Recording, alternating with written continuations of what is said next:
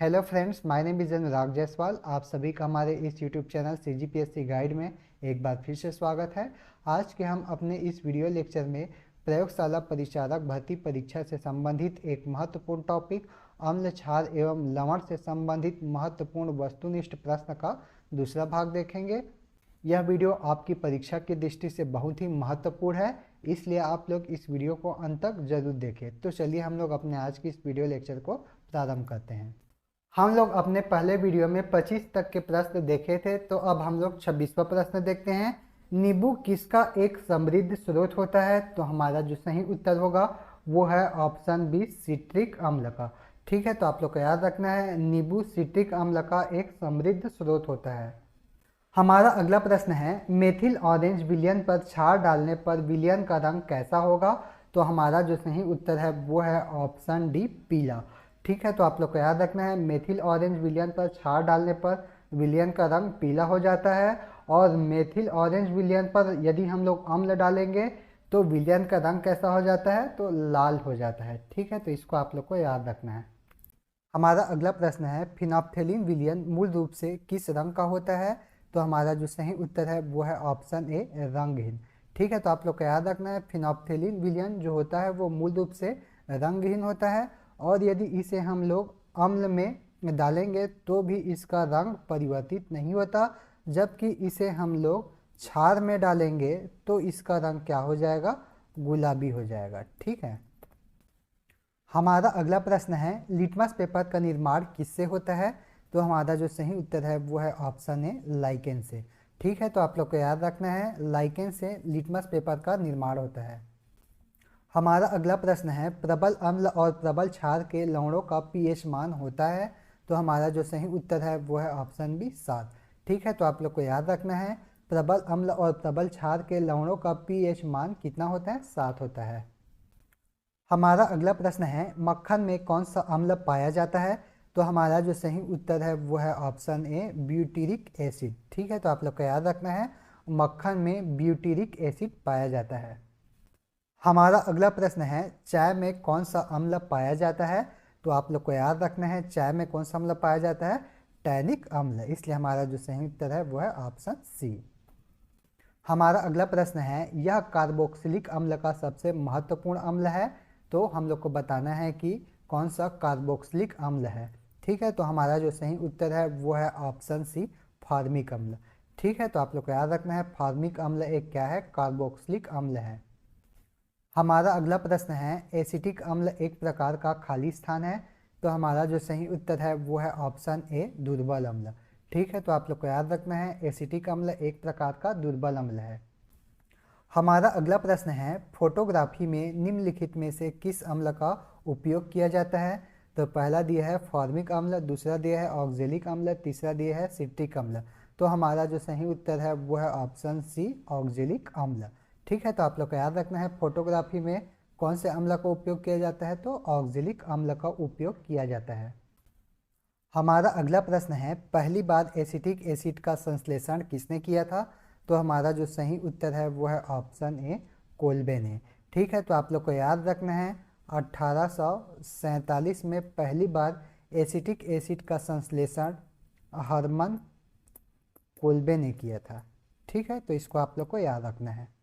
हमारा अगला प्रश्न है, निम्नलिखित में से कौन सी अम्ल और क्षार के बीच समानता है? तो पहला है, जल के साथ अम्ल या क्षार को मिलाने की प्रक्रिया ऊष्माक्षेपी होती है, जो कि बिल्कुल सत्य है। दूसरा है, इनका उपयोग परिरक्षकों के रूप में किया जाता है, तो ये कथन गलत है। तीसरा है, ये खट्टे होते हैं, तो ये भी गलत है। और चौथा है, इनमें से कोई नहीं। तो हमारा जो सही उत्तर है वो है ऑप्शन ए। ठीक है, तो आप लोग को याद रखना है, अम्ल और क्षार के बीच समानता क्या है? तो जल के साथ अम्ल या क्षार को मिलाने की प्रक्रिया ऊष्माक्षेपी होती है। हमारा अगला प्रश्न है, एक अम्ल और क्षार के बीच की प्रतिक्रिया को खाली स्थान के रूप में जाना जाता है? तो हमारा जो सही उत्तर है वो है ऑप्शन ए, उदासीनीकरण के रूप में। ठीक है, तो आप लोग को याद रखना है, एक अम्ल और क्षार के बीच की प्रतिक्रिया को उदासीनीकरण के रूप में जाना जाता है। हमारा अगला प्रश्न है, फार्मिक अम्ल और सोडियम हाइड्रोक्साइड के अनुमापन के लिए कौन सा सूचक उपयुक्त होगा? तो हमारा जो सही उत्तर होगा वो है ऑप्शन बी फिनोप्थिलीन। ठीक है, तो आप लोग को याद रखना है फॉर्मिक अम्ल और सोडियम हाइड्रोक्साइड के अनुमापन के लिए कौन सा सूचक उपयुक्त होगा, तो फिनोप्थिलीन। हमारा अगला प्रश्न है प्राकृतिक स्रोत अम्ल का कौन सा युग्म सही है। तो यहाँ पर एक साइड दिया है प्राकृतिक स्रोत और हम लोग को बताना है कि उसमें जो अम्ल पाया जाता है वो सही है या नहीं। तो इमली में दिया है ऑक्जेलिक अम्ल, जो कि गलत है, क्योंकि इमली में क्या पाया जाता है, टार्टरिक अम्ल पाया जाता है। दूसरा है दही, दही में कौन सा अम्ल पाया जाता है, तो लैक्टिक अम्ल पाया जाता है, तो ये सत्य है। इसलिए हमारा जो सही उत्तर होगा वो है ऑप्शन बी। ठीक है, यहाँ पर केवल दूसरा कथन ही सत्य है, दही में लैक्टिक अम्ल पाया जाता है। हमारा अगला प्रश्न है पीएच पेपर पर तरल नमूने की एक बूंद डाली गई है, यह देखा गया कि पीएच पेपर का रंग नीला हो जाता है। तो तरल नमूना है, तो हम लोग को बताना है कि वो तरल नमूना क्या है, सोडियम बाइकार्बोनेट विलयन। ठीक है, तो आप लोग को याद रखना है पीएच पेपर पर तरल नमूने की एक बूंद डालने पर यदि उसका रंग नीला हो जाता है तो वो क्या होगा, क्षार होगा। और यहाँ पर क्षार क्या है, सोडियम बाइकार्बोनेट विलयन है। हमारा अगला प्रश्न है निम्नलिखित में से किस अवधारणा के आधार पर बोरान ट्राइफ्लोराइड की अम्लता की व्याख्या की जा सकती है। तो हमारा जो सही उत्तर है वो है ऑप्शन ए, लुईस अवधारणा के आधार पर। ठीक है, तो आप लोग को याद रखना है बोरान ट्राइफ्लोराइड की जो अम्लता है उसकी व्याख्या लुईस अवधारणा के आधार पर की जा सकती है। हमारा अगला प्रश्न है निम्न में से कौन सा क्षार है। तो पहला दिया है सोडियम हाइड्रोक्साइड, दूसरा दिया है पोटेशियम हाइड्रोक्साइड, तीसरा दिया है मैग्नीशियम हाइड्रोक्साइड और चौथा दिया है उपरोक्त सभी।